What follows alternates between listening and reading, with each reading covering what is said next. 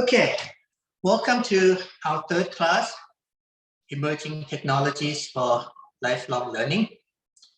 And hopefully, words I hear is that next week, we ought to be able to come in so we can start more like the workshop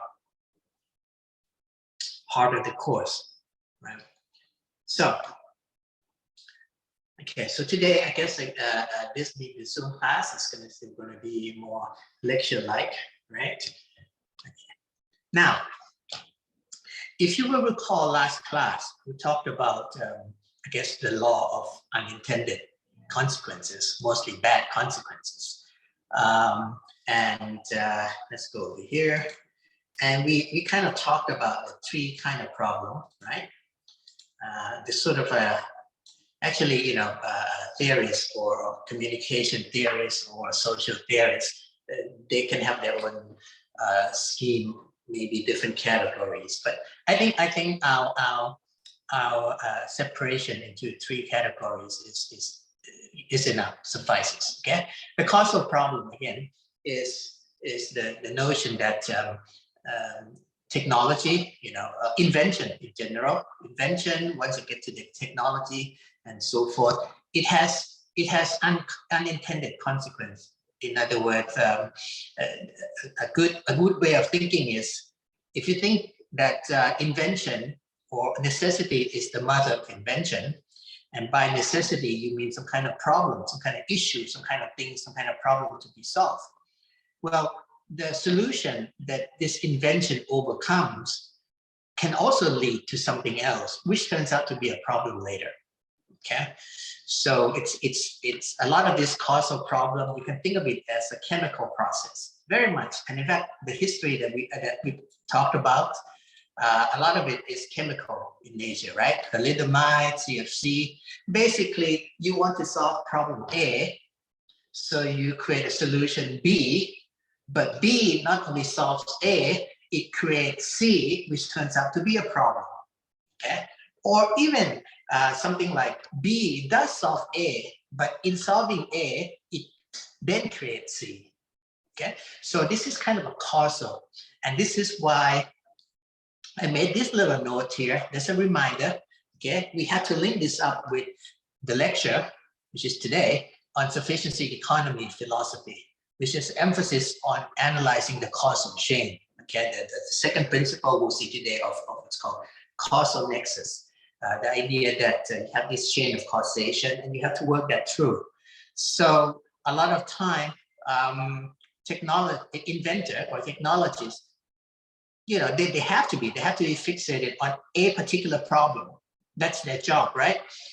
You have to be fixated on the problem you're trying to solve. The idea is that society as a whole, or the scientific community as a whole, or the technology space as a whole, has to be wary of what else comes after. Okay, so you solve this problem, yes, but does it cause other problems?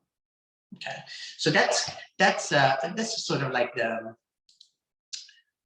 causal problem. Okay, and then there's the conflict problem that we talked about. Okay, that's sort of like something that's good locally, or it's good if two people do it. It's terrible if everybody jumps on the bandwagon and start doing it, right? So it's terrible, and it's something that maybe serves the interest of the few, but if you try to scale it up, then the interest of the many gets compromised. It becomes a bad thing. A good things, becomes a bad thing. And I mentioned, this thing about the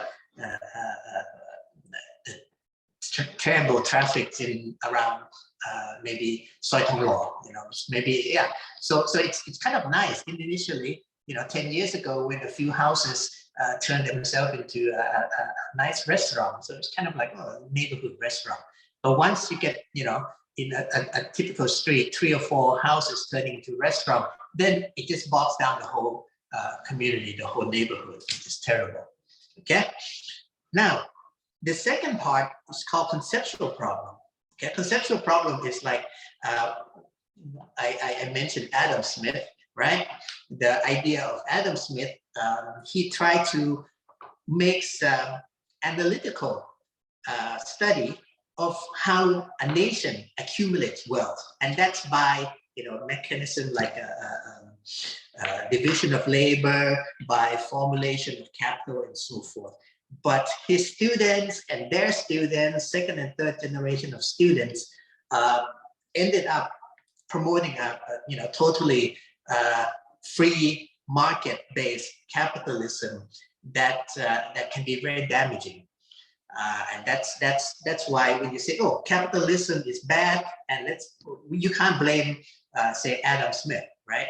It's you have to blame maybe not his student, but their students. So maybe second and third generation students who take capitalism to the extreme form, okay, and so forth. But you will notice that last time the example that I gave was, Adam Smith, for example, or maybe even faith-based religion, right?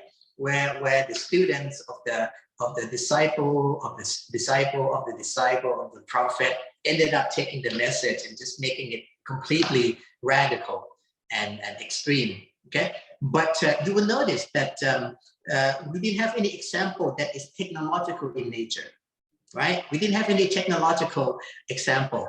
Well, today I'm going to give you an example that is technological in nature, but it is financial technology, not technology as in hardware or robotics or AI. Okay, so, and this is the example that I add are these two guys. Okay, these are the two examples.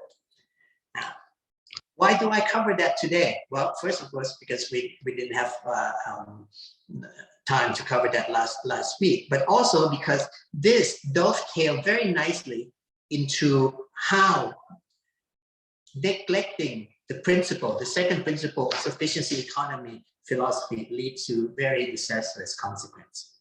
Okay, so let me give you a little bit of outline of this. Again, we're talking about conceptual problem. That's saying that the original idea is good, but people, the original guru has a good idea, has a good principle, has good theory. His students misapplies it in some way. Okay, so that's why I call it good messiah, bad follower, or good original, bad enhancement. When you start to add feature to it, it becomes terrible. You see that in car design as well, by the way. Sometimes you have very good original design by Japanese manufacturer, and then when you do the model minor update, it looks terrible because it starts to do fiddle things with the headlights. It's just terrible. Okay, so good idea in the conceptualized stage, but once it's generalized, it's bad. Okay, or just generally misapply, or just ignore. You can do that as well, right? You have good ideas that just simply get ignored. And this is what happened in technological, but in this case, it's financial and economic in nature. So I do have to give you a little bit of it. Good, but in order to understand it, you have to have a little bit basic understanding. So this is a financial story, financial technology. This is an economic story. So you have to have a little bit of background. Okay, and I can give you that. It's not terribly complicated. But the first lessons that is called Gaussian-Coppola lesson. The second is called impossible trinity lesson. Well, the first lesson in Gaussian-Coppola, the model is perfectly fine. The model, the Gaussian-Coppola is brilliant. It's good. It's good. But people who used it basically took it out of context, used it where they shouldn't. Okay, so they either didn't understand or underestimate the limitation of the model. Okay, maybe I should put something. Okay, so this is a feature of the model. Okay, you don't understand what it means yet. I'll explain to you because it requires a bit of mathematics. But this is a feature of the model. The problem is that it becomes a limitation if you use it in the wrong context, right? It's wrong context. So you can think of something like, I don't know, maybe peanut butter and jelly sandwich has a feature that is rich in protein based from nuts, right? So that's good. That's good if you're looking for protein from legume, from nuts. But if you apply it to people who are allergic to nuts, then literally that person can end up hospitalized, or I don't know if there's been death from peanut butter and jelly, but certainly hospitalization from peanut butter and jelly. Well, not peanut butter and jelly because that's kind of obvious, right? People who are allergic to nuts would not eat it, but say some kind of dish that has nuts in it. Okay, so good things, perfectly good, perfectly adequate, in fact, wonderful things, but it has certain feature which, if you apply it out of context, it becomes disastrous. Okay, so that's this thing. That's Gaussian copula. Impossible trinity. Well, this is sort of like a technology. It's not. It is, well, you can say it's technology. It's a body of knowledge in economic macro economic theory, international macro theory. It's well understood, but because for whatever reason, political, social, psychological, it completely got ignored. Okay, so I can say that. Let me add a little note. This, okay, ultimately, it leads to the global financial crisis of 2006. I call it 2006, but most people would write as 2008. So this basically from that. Okay. What about this? What about impossible trinity? What's the consequence?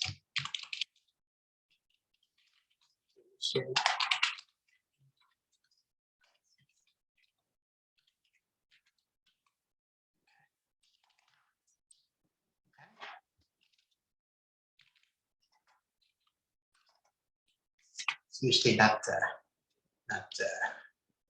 okay. So it's okay. So this is actually a piece of technology. So is this. Okay. So is this. Now, let me talk you through. Let me talk you through the first one. Okay. And this takes a little bit of explanation. So I'm going to make a little side note. Okay, I'm going to make a side note. Again, I can do this from scratch if you like. Okay. So, first of all, you have to understand what is credit risk. Okay? It's the risk that basically people borrow money, don't pay back. Okay? Simple, right? Simple, right? Simple, right? Okay, now, what is a bond? Bond is a financial instrument where seller or issuer, borrower, and buyer or investor equal to lender. Okay, so what's IOU? IOU is of paper that say I owe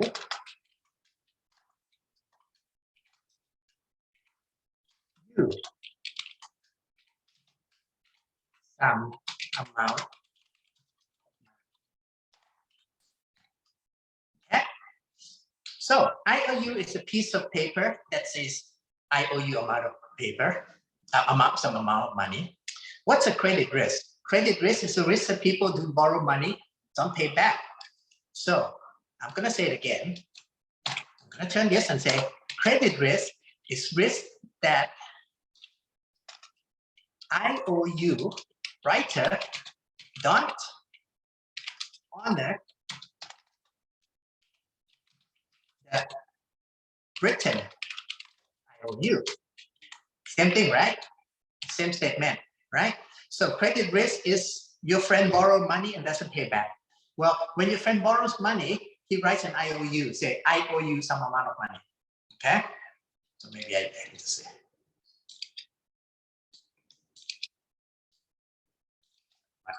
Okay, so credit risk becomes the risk that IOU writer don't honor the written IOU, okay?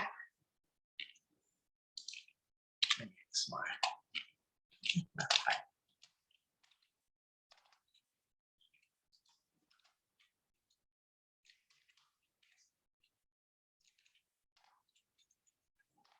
Let's make it nice. Okay, fine.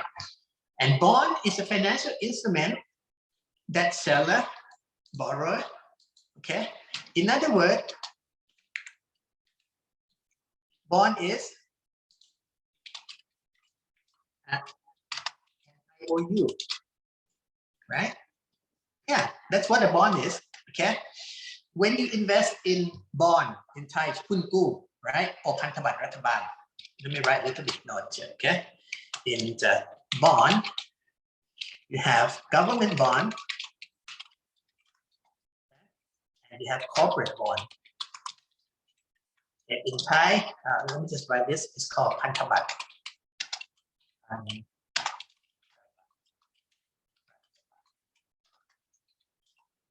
This one is called หุ้นกู้. Okay? So they use different words, but in English, they're both bond. It's government bonds or corporate bond. Okay? So government bond is พันธบัตรรัฐบาล. It's the government writing an IOU. Okay? พันธบัตรรัฐบาล. Government writing an IOU. This is a corporate writing an IOU. Okay, good. So, okay. So this is you're kind of like getting a little bit of bonus. You're understanding what 10 years ago was would have been what I'm talking about, not just now, but what I'm going to be talking about is what 10 years ago was understood by very few people, even in the financial district. Okay, fine. Okay. And let me put in a little thing called derivative.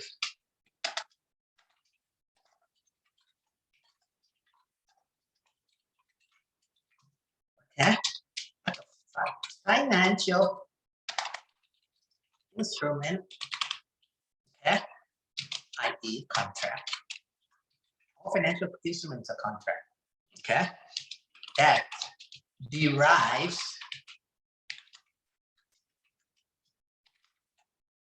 value from something else. Okay? In other words, if you're buying a share in a company, right? You're buying a share in Apple, okay? Your value is derived from Apple company, okay? If you buy what's called a financial option in corn, say corn future, the value is linked to something else. It's not a company, it's corn. Or it could be the value of a share. So it's a second layer, okay? So you have a company share, right? And then you have a financial contract that's linked to that, but it's actually not legally related. In other words, what happens in this derivative market, you know, Apple doesn't know anything about, that doesn't have to know anything about. So it's like a bet, okay? So you can think of a bet on football, for example, right? If you bet that Chelsea wins, beats Arsenal, Chelsea and Arsenal are not supposed to know about it, right? They can't fix the game. They're not playing the games to satisfy the bettor, right? They're just playing the game. Arsenal's playing Chelsea, and you're betting that Chelsea beats Arsenal or Arsenal beats Chelsea. I don't care. Okay, that's a derivative. You derive the value of the bet from the outcome of something else. Well, financial derivative is kind of a contract, kind of a bet that derives the value from something else. Okay, so now you need this. Okay, so now Okay, this is very basic. Next, now this is something where you don't, it gets a little bit difficult. Okay, and again, 10 years ago, this would have been understood by very few people.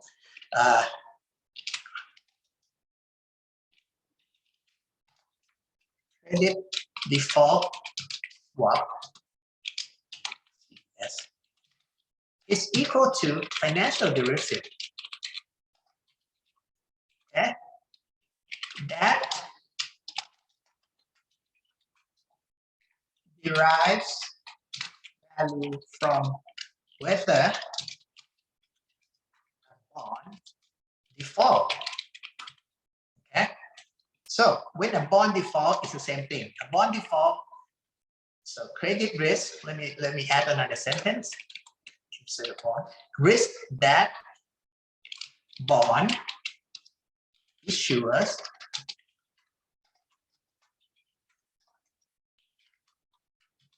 default on payment. So the government or the company, okay. So again, let's go here. Your friend borrows money from you, okay. Credit risk is, well, you believe him. He has good credit. He's always paid back. But the risk is that that is not true. Even though he's paid you back money in the past, in the future he doesn't.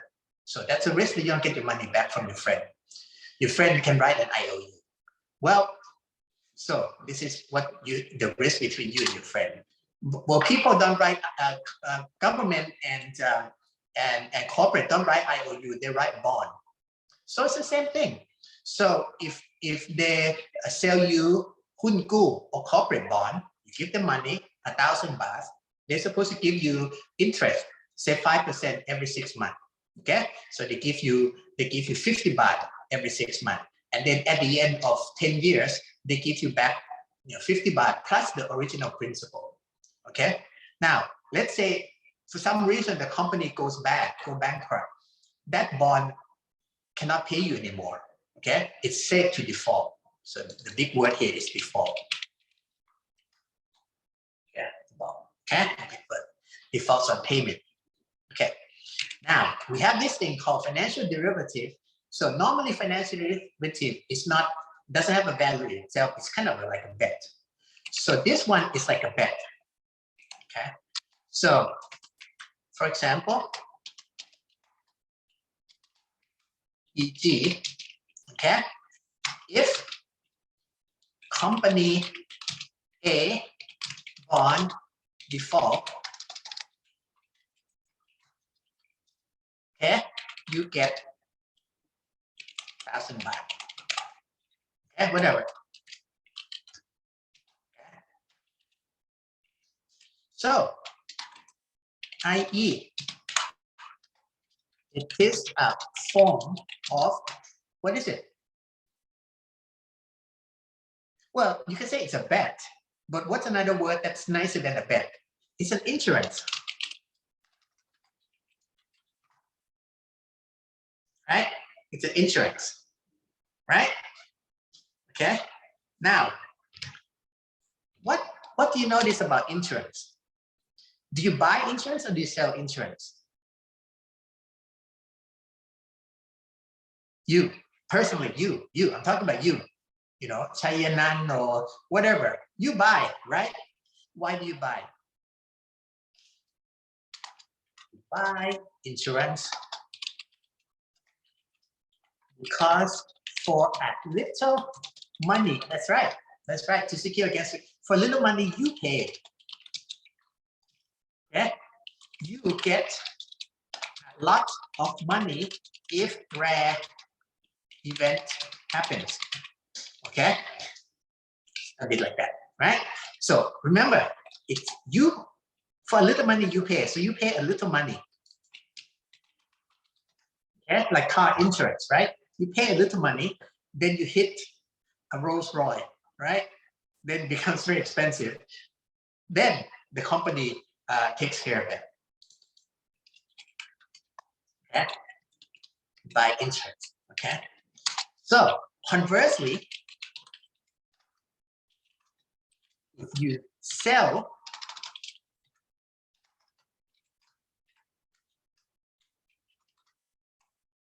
Okay. Insurance,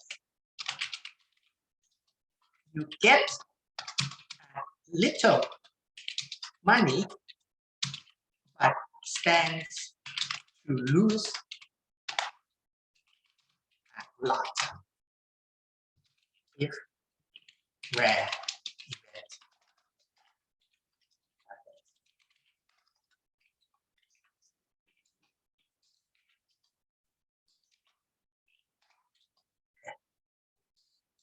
And let me say this in case some of you might want to read later. Just kind of class note. Now this will be, again, much easier next week if we have a blackboard, right? But still, we can manage this. This is not a problem. It's not a problem. Okay. Okay. So let's think. Okay. Normally, would you want to sell insurance? No, you wouldn't want to, right? You wouldn't want to, right? Okay. So let's go back to this guy. Credit default swap is a financial derivative, okay, that pays you. In this case, who are you? If you buyer,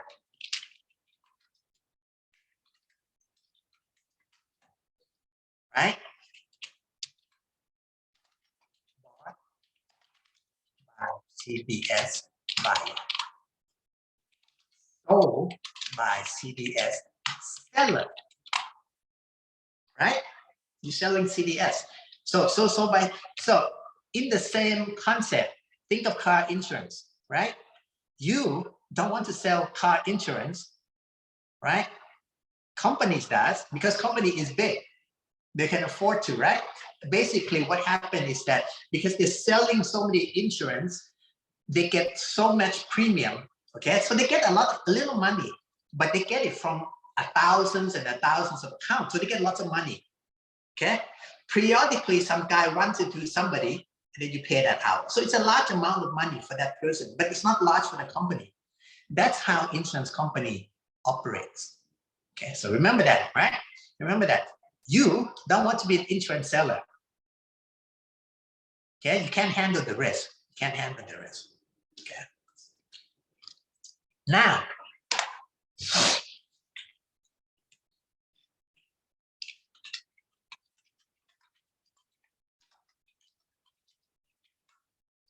okay, so this is my note.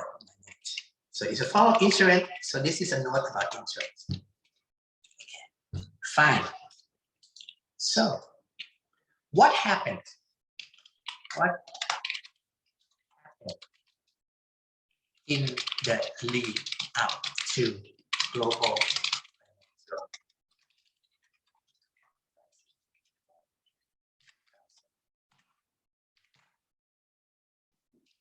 What happened? Okay, what happened? Okay, now let's say, I will talk about bond. Okay, talk about bond. Okay, so bond issued by, say, company. Okay, bond issued by company, right? So company A,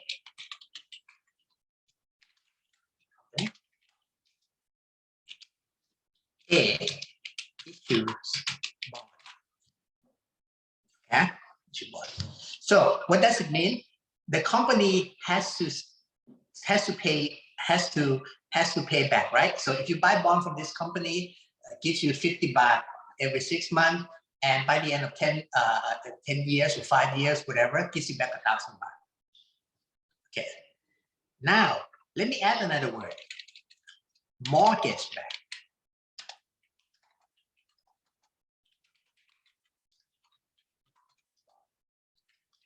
Let me make capitalize.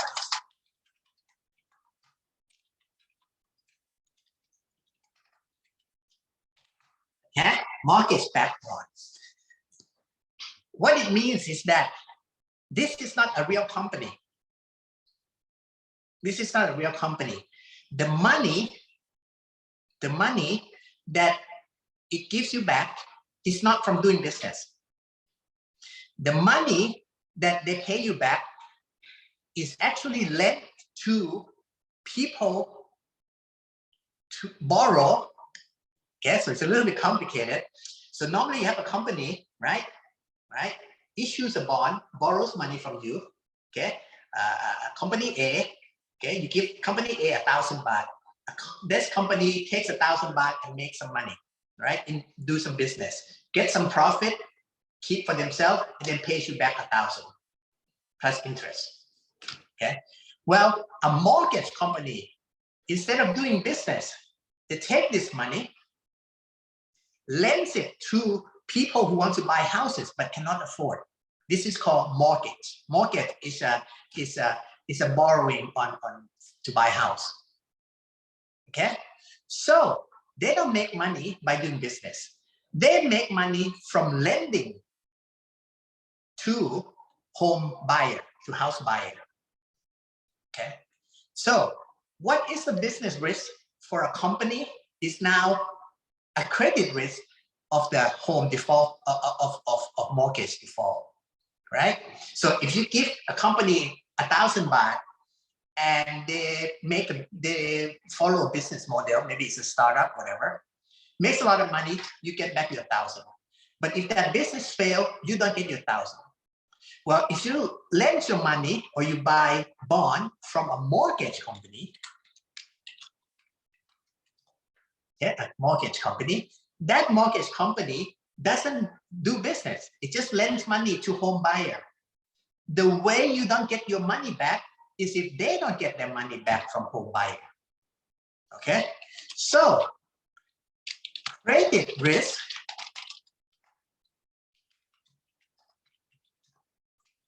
for buyer of mortgage-backed bond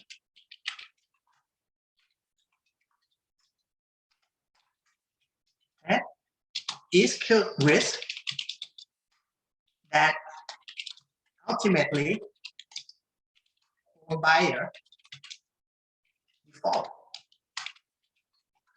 Okay, ultimately. Okay, so there's a credit risk. There's a credit risk between you and your friend. There's a credit risk between you and bond. This is a credit risk for you who buys mortgage-backed bond. Okay, right? So let's listen. Credit default swap on mortgage-backed. I tell you, this is complicated.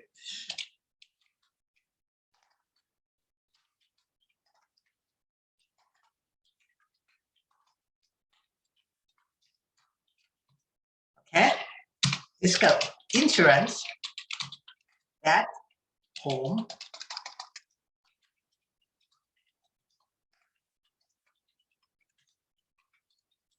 right? Does this make sense? Okay, so you have thing called IOU, right? You give your money and the guy promises to give you back. Now, the reason he takes your money is because he needs a need. Okay, your friend has to do something, but ultimately that something must pan out, must be profitable. Otherwise, you won't get your money back. That's the way it works with company, right? You buy hun gu in a company because that company is somewhat profitable, right? Otherwise, you're not going to get your money back. Well, this company doesn't make money ordinary way. Okay, like making products and selling products. This company makes money by lending to home buyers and earning interest from home buyer. So ultimately, if the home buyers default, home buyers can't pay back their home, can't pay back their loan, right? The companies, what can it do? Well, it takes over the house. It takes over the house and sell it to the market and use that money to pay you. But what if two things happen simultaneously? Well, not simultaneously, they're causal. Home buyer defaults, so gives you the house to the mortgage company.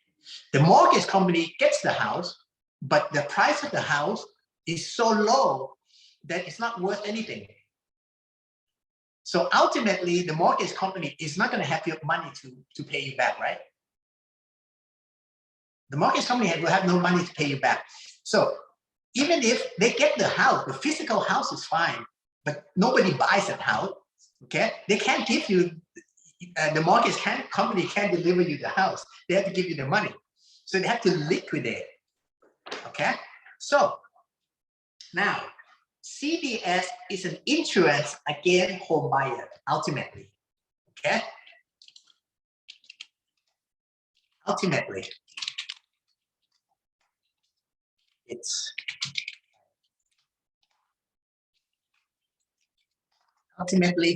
an insurance against home buyer default, okay? Now, let me ask you a question. If when you drive a car, you buy car insurance, you don't sell car insurance, okay? If you buy a car, if you drive a car, you buy car insurance. You don't sell insurance, okay? Likewise, in this case, okay, never mind that you don't care about this home buyer. Usually, by the way, this happens in Southern California, okay? So you don't care about home buyer. All you care is, in general, do you want to be insurance buyer or do you want to be insurance seller? Well, if you have a risk, you would buy insurance. If you don't have a risk, you don't buy insurance, okay? So if you drive a car, you buy car insurance, right? Now, you haven't got any bond, any mortgage-backed bond from California. Will you buy CDS? No, right? No, you won't, right? Because it's irrelevant to you, right? So this is got nothing to do. CDS on California, say Southern California mortgage-backed bond. Nothing to do with, say, Iceland, housewives in Iceland, right? Right? Has nothing to do with housewife in Iceland. Okay? Okay. So this is the technology. CDS is the good technology. Okay? This is good. If you happen to be if you happen to be driving a car, you would like to have car insurance. So if you have risk exposed to this, you would like to have CDS because it's a good technology. It's a good piece of technology, right? And here is where it gets perverted. Again, gets out of context. Because CDS can be sold, somebody had a bright idea. Okay? Bright idea. How about to sell, not buy, okay? So to ask housewife in Iceland to sell, not buy, sell CDS. Okay. Bright idea. Why is it a bright idea? It's a bright idea because while Southern California home buyer don't default, housewife in Iceland gets insurance premium, right? So it gets a little money. Okay? So while this is happening, so in other words, the piece of technology we have is CDS. The out of context is because while the house price is okay, nobody is defaulting. Southern California are buying houses and then paying the mortgage. Nobody is defaulting anything, right? This CDS It's like an insurance that doesn't get used. So the premium is like a free money, right? It's just a little bit of money. So it's like saying that, while cars don't crash as housewife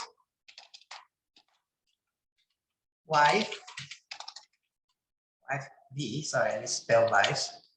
No wonder that looks a little funny. In Iceland, to sell car insurance. Okay, that exactly same statement. Exactly the same statement. Okay, the technology is car insurance. The technology is CDS. It literally is a technology, because in order to make that happen, you have mathematician working out the equation. You have programmer doing the algorithm. It's a complicated piece of technology, right? It's not just a simple piece of paper. So it is literally a technology. Okay, well, that technology is supposed to serve a purpose for risk mitigation. It turns out that if you do this, you flip the script. You flip the script. Ordinary people, housewife in Iceland, instead of being risk averse, it's like they're taking on the risk. They're getting 50, a few, I don't know what Iceland currency is. Well, let's say they get international dollars. They get a few dollars a month. But if, God forbid, the Southern California housing market crashed, all the losses come to them because they are the insurer. Okay? So that's what happened. So let me, right now, okay? So instead of saying housing copula, I'm going to say the CDS CDO. Yeah, I haven't talked about it yet because that's CDS, right? That's CDS. Okay. So what happens? Okay, what happens? Well, this is not exactly what happened, but let's imagine that this happened. Okay, housewife would not buy CDS because inherently it's risky, right? It's risky. So housewife in Iceland said no because they don't want to take on the risk that Southern California mortgage.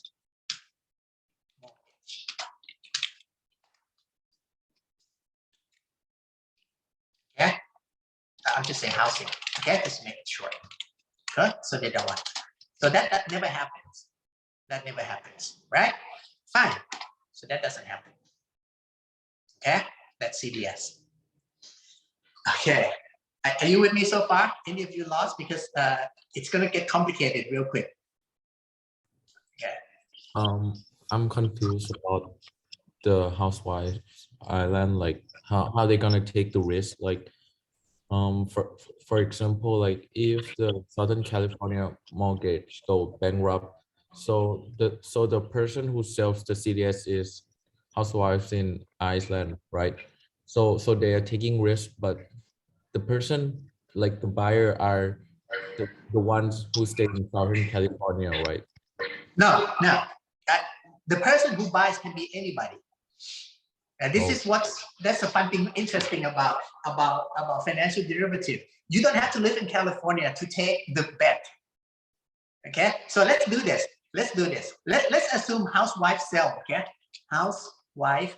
Okay, I'm watch this, because I'm going to erase this because this is not true. Housewife in Iceland. Okay.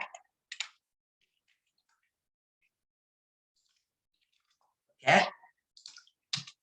So California mortgage-backed bond, CDS, let's put that in. Okay. Sold this to Bob. Okay, Bob. Okay, right now, Southern California housing market collapse. Okay, or let's say Southern Californians stop paying mortgage. Okay, stop paying mortgage. Okay, so the mortgage company, okay, get their house, get possession houses. Okay. But houses lost value. But nobody, no one want to buy, right? So let me write that statement. Southern California housing market collapse. One thing, they're related, okay? And two, Southern California defaults on mortgage.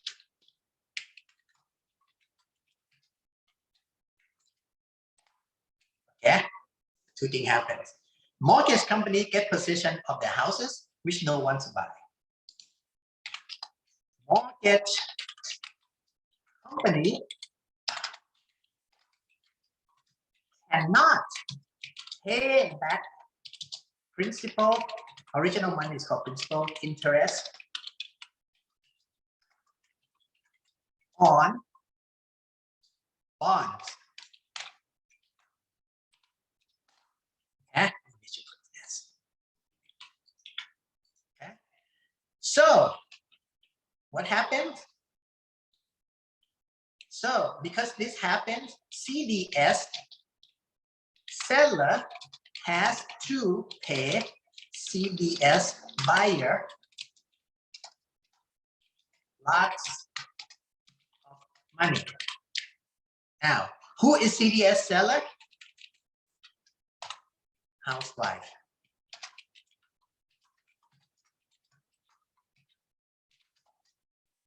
Who is buyer? Bob. Now, Bob doesn't have to live in Southern California. See, all this thing is out of context, right? The context is Chelsea and Arsenal playing football, right?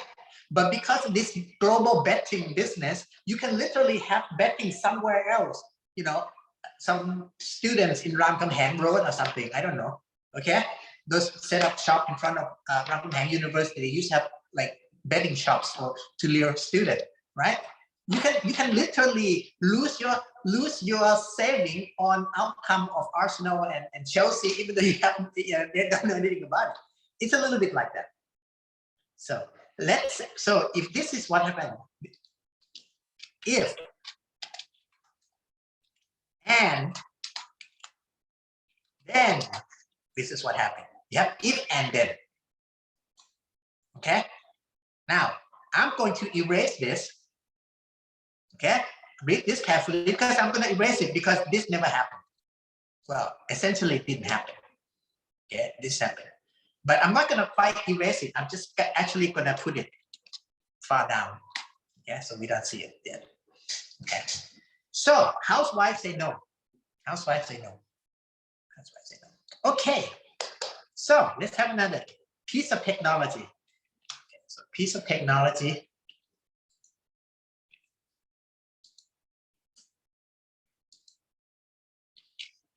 Okay. So, CDS story. Okay, CDS story.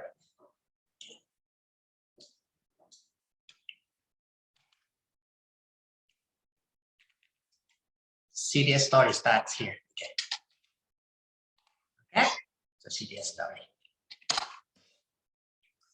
So actually, nobody would natural. Okay. So now we get to a second story called CDO story. Okay. So let me put the name here.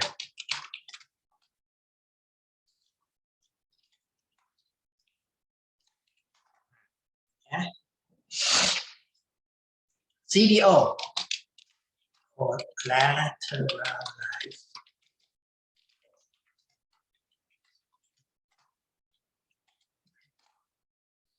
Okay. CDO is okay. Now think of it is pooling and tranching. CBS.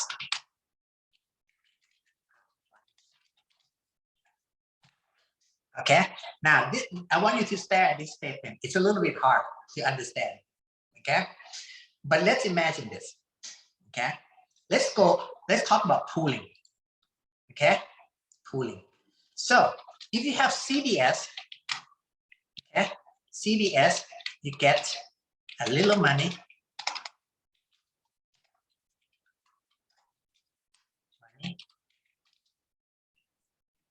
And pay a lot. If say A bond default. Okay. Right? This is what happened, right? This is what happened, right? If A bond default. So CDO gets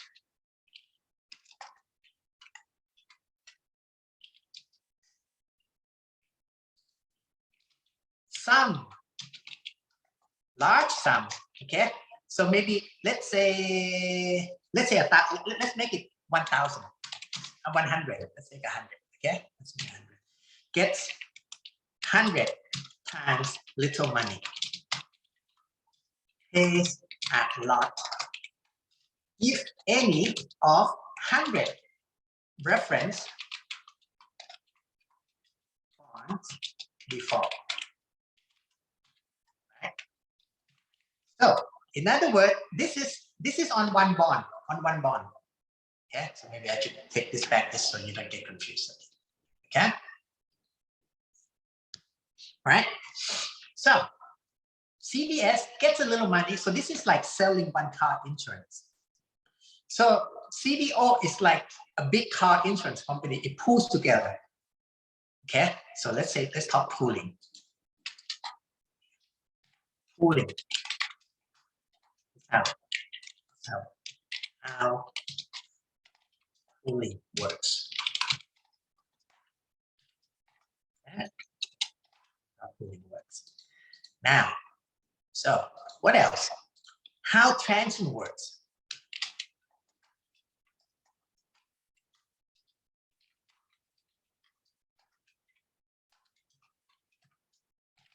How tranching works is that this pays a lot.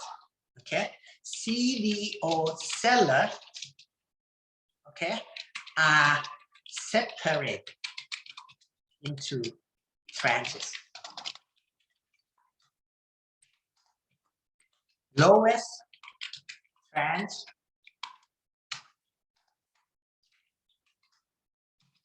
CDO seller, okay, pay first event.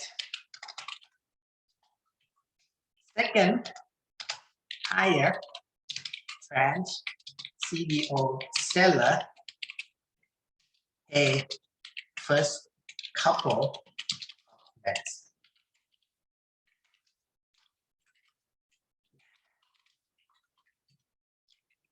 Okay, pay for first couple of default events. Okay, events are defaults. Okay, if more default. So think about it. Okay, Now think of your car, right? Think of your cars. You have car insurance, okay? Chayanan, you have a car, okay? I sell you car insurance. I get a little bit money, but if you crash, I pay you money, a big amount of money. But it rarely happens. Pawat also drives a car. Pawat, I can't see your face. Pawat, you drive a car. You also buy insurance. Okay? So let's say I pull you and Chanakrit and Evelyn together. So now I have 4 insurance policies, right? So I get a little bit money times 4. But now it's not only Shainan's car that I have to worry about. I have to worry about Pawat's car and Chanakrit's car and Evelyn's car, right? Because anytime one of you hits, I pay. Okay, that's called pooling. Tranching means that I separate into 2 levels. Okay, the lower tranche, like the lower class, say something like, if the first car hits, you pay. If the second car hits, you also pay. The higher tranche would be something like, if the third car hits, you pay. If the fourth car hits, you pay. Right? So obviously, who has higher risk? Okay, I'm going to say obviously, who has higher risk? Lower tranche, right? So obviously,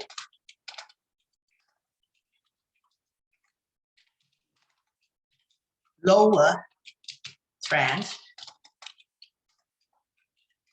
CDO seller has more of the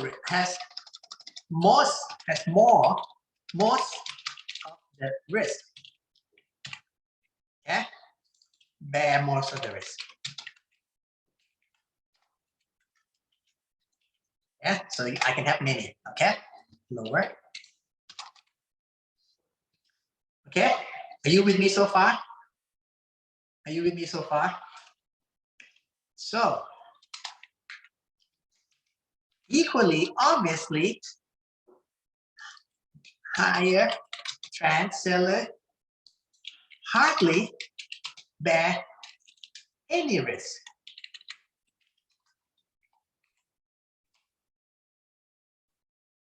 Make sense, right? Makes sense. Now, housewife in Iceland.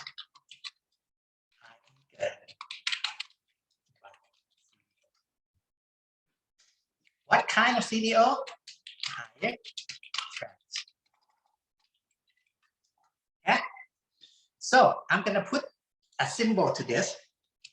I'm gonna put something like CCC,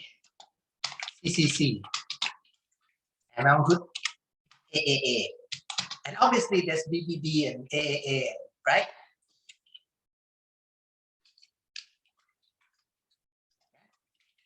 Triple A. That's called triple A. Yeah. And this is like a student grade, right? C is bad grade.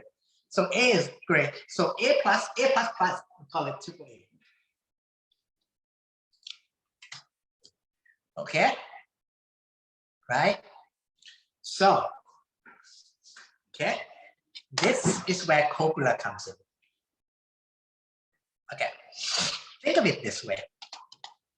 Instead of having 4 cars independently driving, okay? So independently driving, chances of 4 cars crashing is very small, right? Okay. So obviously it makes sense if the bonds, this is true especially if bonds independently default, right? So Shayanan, Pawat, Chinakrit, and Evelyn, you drive your own way. The chances of the 4 of you crashing is small, right? Okay. Now, completely false if what happened? what if you 4 people are locked up in a train? Okay, for some reason, it's like let's say we have this technology where you can link car, you know, with ropes or something, and only one person driving.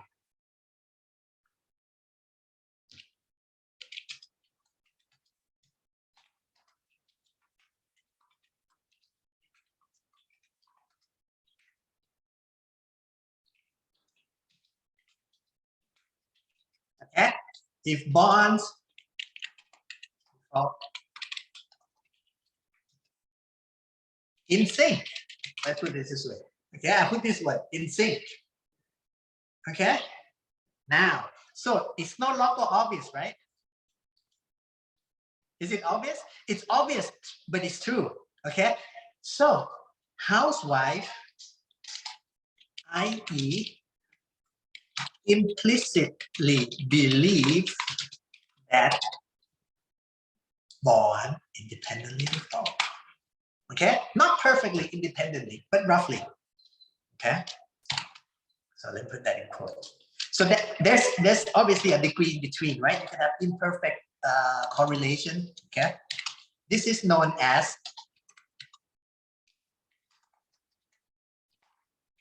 i.e. in language it's called zero default correlation. Okay,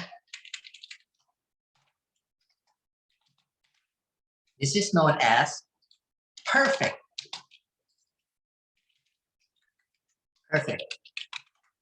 bad. Okay. Okay.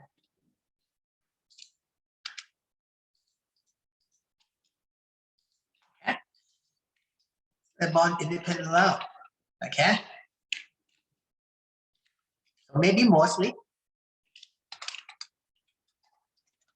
But it implicitly believes. Okay, they all believe that. Okay, they all believe that. Okay. Now, this is where this piece of technology comes in. And I'm going to refer you to this paper, which you don't have to read. I download it. I have it in my library, obviously. Financial risk management, credit model. There, this paper. Oops. This is one that's a preprint. This is a nicer one. Okay, this is the paper that I give you the link here, and you can access if you belong to July University, which you do, right? This is actually July has access. So it's brought to you by, what it means is that July paid for this. So if you have a student account and you have student email or whatever, you can download, but other people have to pay. Okay. So anyway, this is what this means. This, don't worry, this is all mathematics.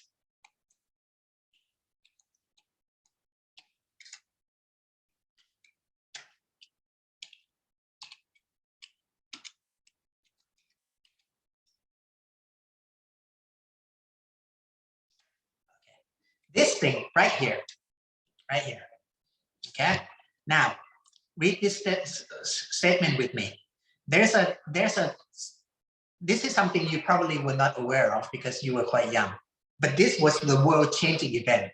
This disrupt everything. It's, you know, you have this, the whole, you know, this was a terrible legacy left, and thankfully, because, you know, we had pretty good President Obama, he kind of like got the economy back up. But basically, he came into the office with that thing. This is the formula that killed Wall Street. Okay, this formula is known as a Gaussian copula. It's perfectly good. It's brilliant. It's good. The reason it killed Wall Street was because it was taken and used when it should not have been used. Long story short, what it means is that use of Gaussian copula in modeling or pricing CDS on, right, that CDS on Southern California mortgage bond means when market normal, okay,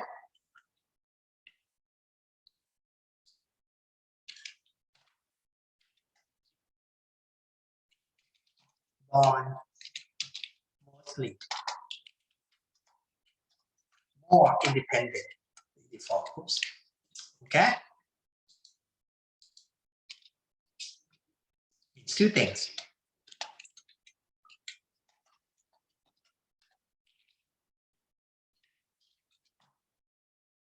Means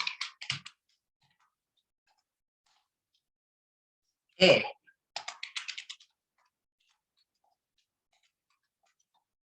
okay, B, when market extreme. In other words, big event. Okay, when price goes like this.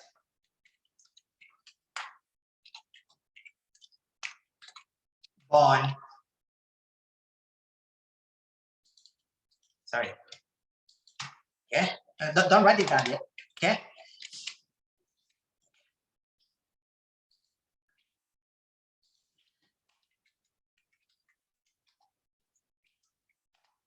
Means we are assuming,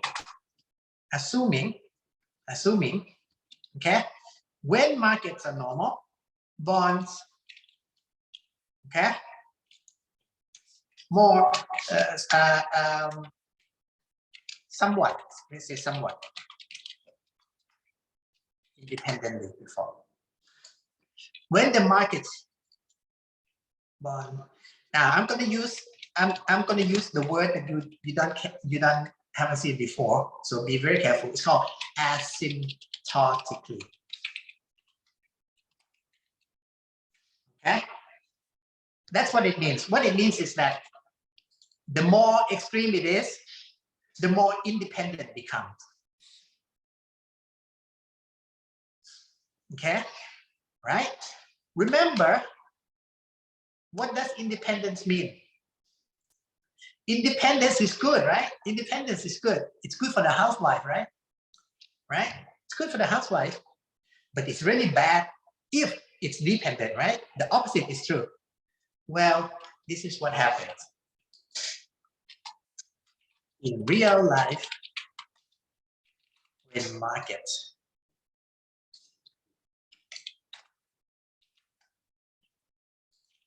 dependently before. Okay. In other words,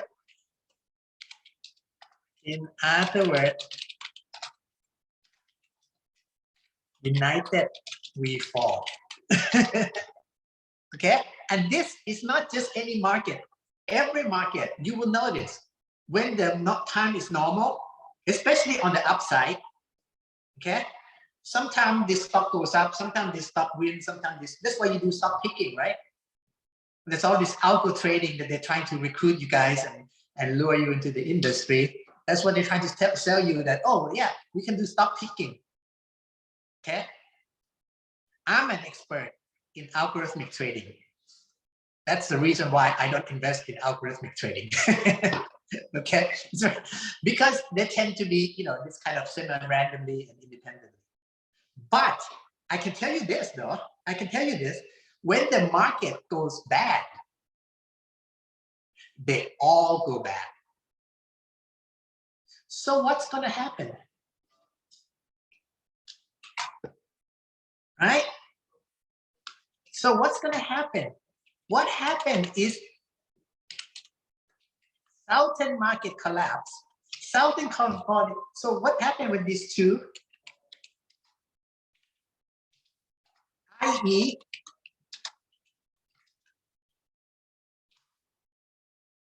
what? What happens?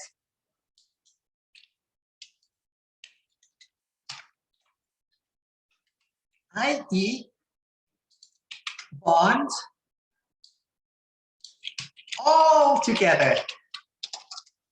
It's all in sync. Okay, so this thing that I told you I was going to erase, I'm just going to replace this word CDS with CDO of CDS. Then what happened? In this case, CDO, CDS, CDO seller has to pay CDO buyer.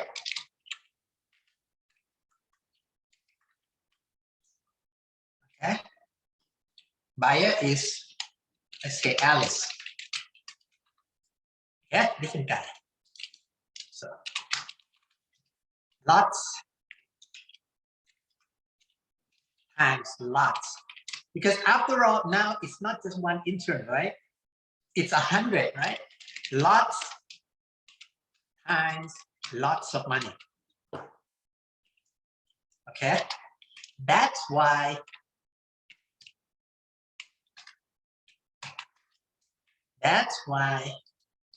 this is what happened.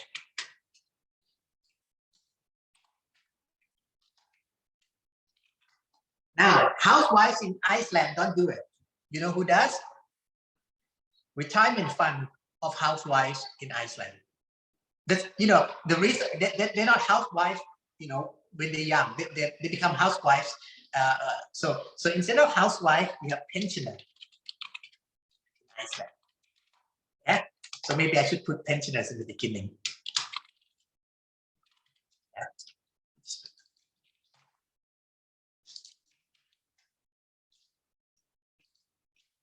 And pensioners mean people who are retired. Okay. If pensioners in Iceland sold CDS of CDO, okay, CDS of CDO on Southern California mortgage bond. So that's why this story is complicated, because you have to understand bond, you have to understand mortgage back, you have to understand CDS and then CDO. Okay, now this story is here. So this is why I say proponent of Gaussian popular model either didn't understand or severely, I have to say severely, underestimate the limitation of that model vis-a-vis teacher. It's a feature. It's useful for something else. It's not useful here, right? This becomes, that's why when it was used originally, it was like, wow, it's a little bit like Bitcup of the days or something, or Bitcoin. You know, everybody was like, wow, are you using Gaussian Coppola? Why are you not using Gaussian Coppola? Gosh, you're so old-fashioned. 90% of Wall Street are using Gaussian Coppola to price this thing, right? So this become a fashionable thing. But it actually turns out to be disastrous. That's why people who know a lot, the more you know, the less excitable you are. Okay, when there's a lot of fad of this investment, this technology, you guys probably get excited. I don't. Okay, I get scared, not for myself, but for you guys. Okay, because I've seen a lot of this. I've studied the mathematics. I've seen the case. I've seen the empirical data. I've seen all kinds of stuff. You guys don't see. Okay, so in 2004, let's say 2004, this was all the rave. All the rave or all the rage, whatever it is. Okay, so this is all the rage. So that's what happened. That's exactly what happened. Okay, that's exactly what happened. Now, impossible trinity is another story. So this is saved as class note. Okay, fine. Okay, so I'll give you this. This is a story, the CDO CDS story. Now, the impossible trinity is a little bit easier to begin. But just bear in mind, okay, CBS story. Okay. Now let's go to impossible triangle. Okay. Impossible trinity story. Okay. So now,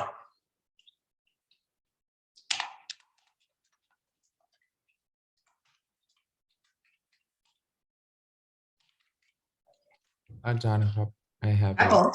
ครับ what if like the market like doesn't collapse and if we still use the Gaussian cupola, what's going to happen? Like You'll be okay. You'll be so okay. What happened is this. It's like this. It's like when, let's say when there's no earthquake. When there's no earthquake, all four of you are driving independently. But when there's an earthquake, you guys panic.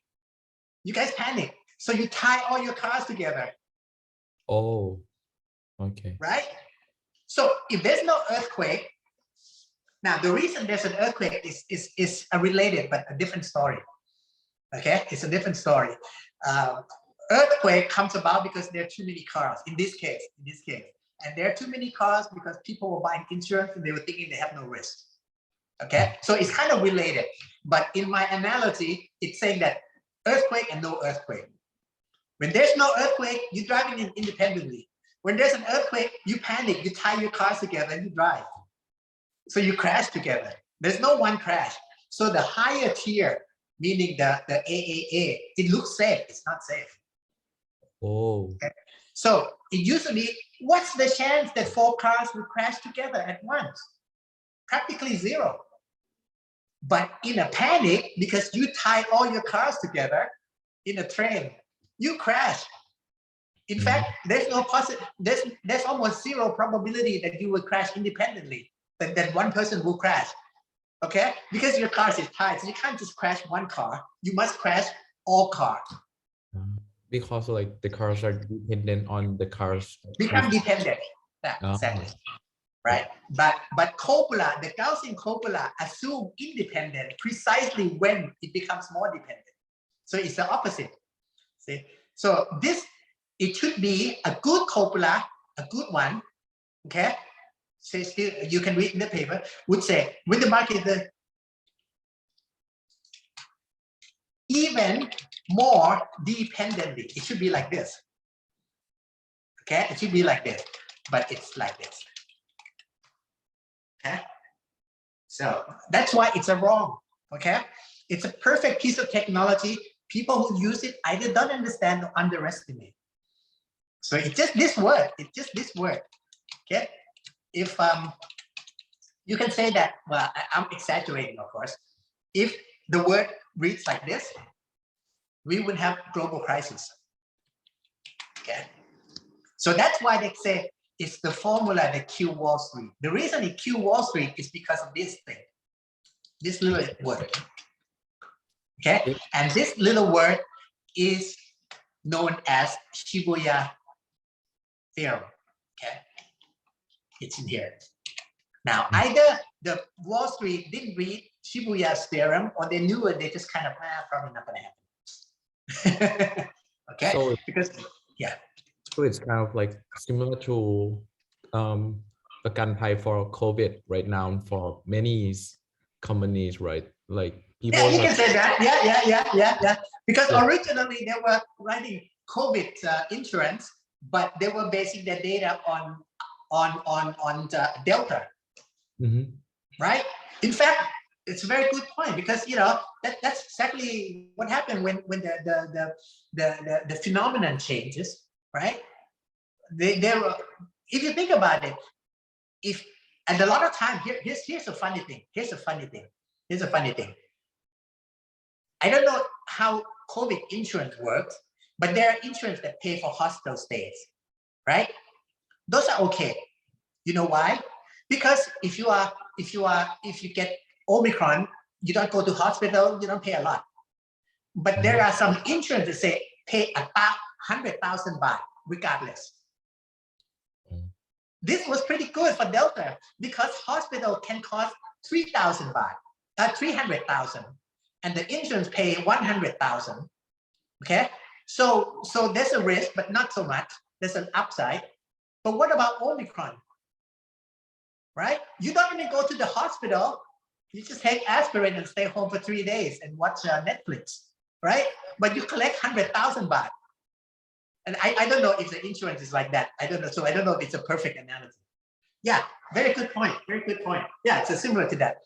Okay. Now imagine that instead of a big company writing COVID insurance, this insurance was written in 2019, where respiratory illness of any kind was rare.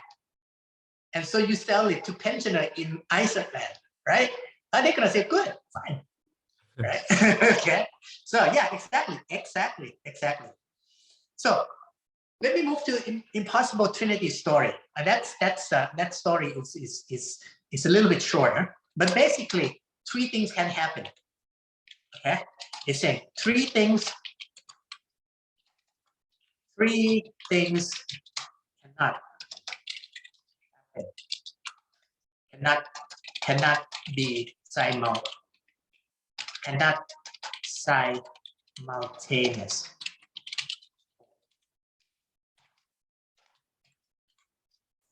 Okay.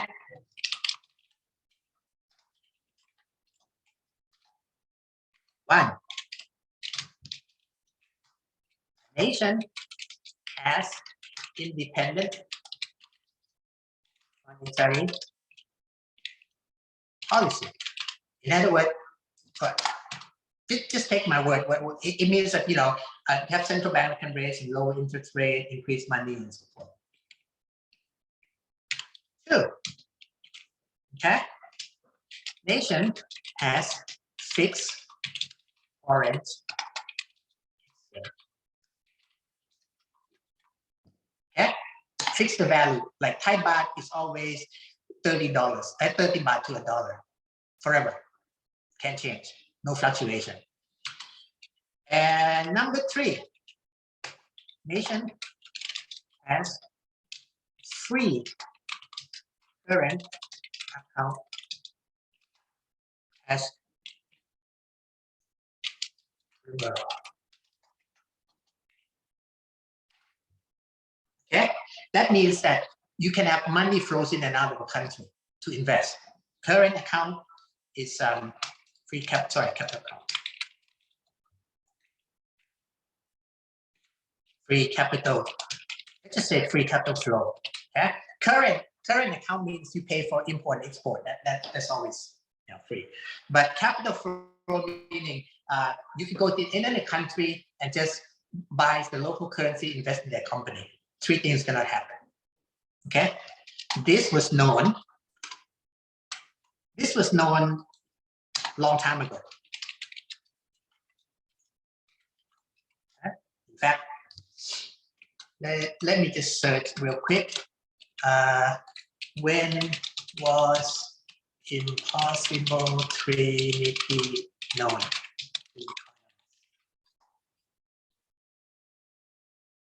'80s.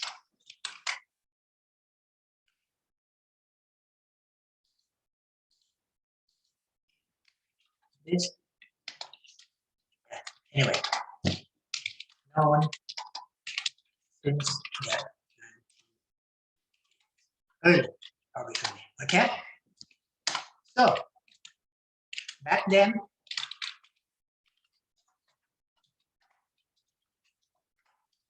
Thailand had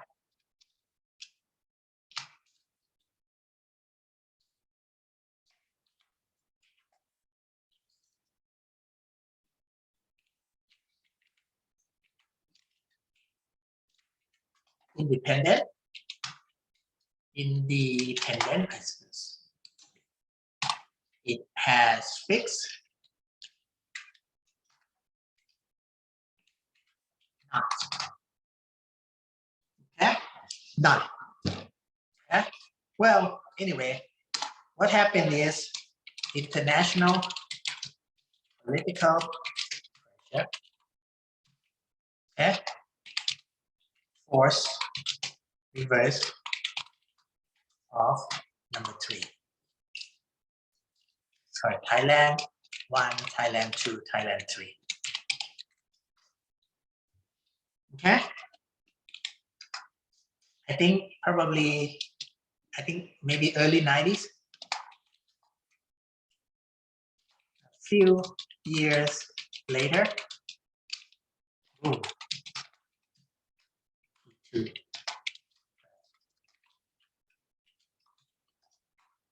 That's it. End of story. That's it. That's it. Okay. Now, the Bank of Thailand that I work for, they know this, but they had to because of the international political pressure. And I'll tell you what this means. And this is very dangerous. Okay. This international political pressure is a force called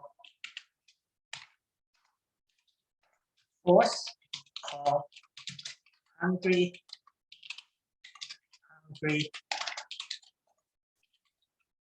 hippos. You know what hungry hippos is? Anybody? It's a game, a child play, hungry hippos. Well, this actually what's called in US based, mostly, okay? Mostly. Institutional investor when faced with what's called low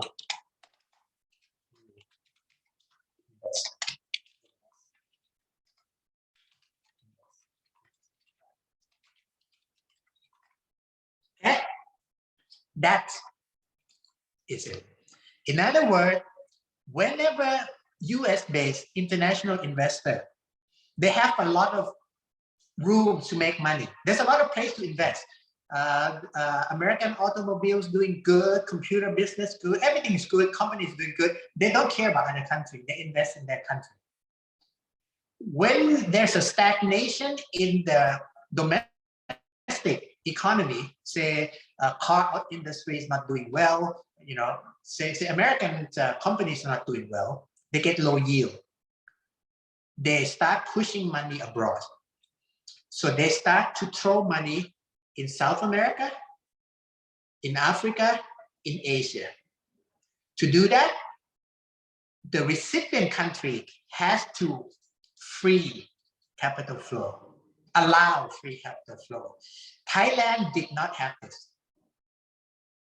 But again, Thailand is a small country.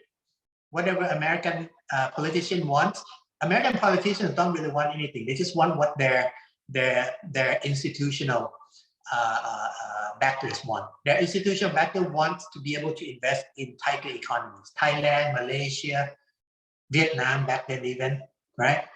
Not quite Laos and Cambodia and Myanmar, not quite, but certainly Thailand, Malaysia, bit of Vietnam, definitely Korea and whatnot. They want to invest in Indonesia. Okay, so all these countries had to allow foreign investors. So BEPS forced the removal of T3. What happened? T2 crash. And T2 crash means the Thai money flowed. Now, it would have been okay if you didn't owe a lot of money in dollars, but because at that time, condominium builders were borrowing in dollar and converting in Thai. So basically, everybody got screwed, okay? So this is a case of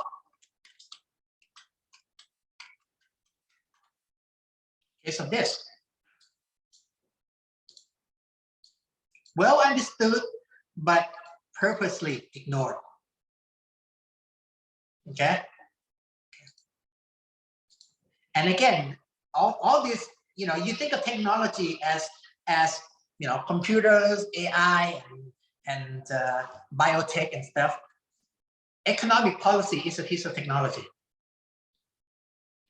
right? So that's that. Okay, so that's the story. Now, why is it good to cover that today?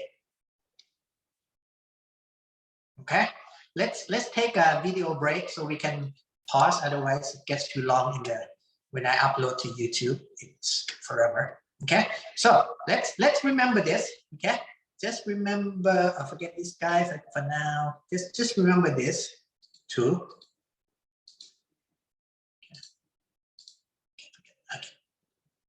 Okay, and then stop the video.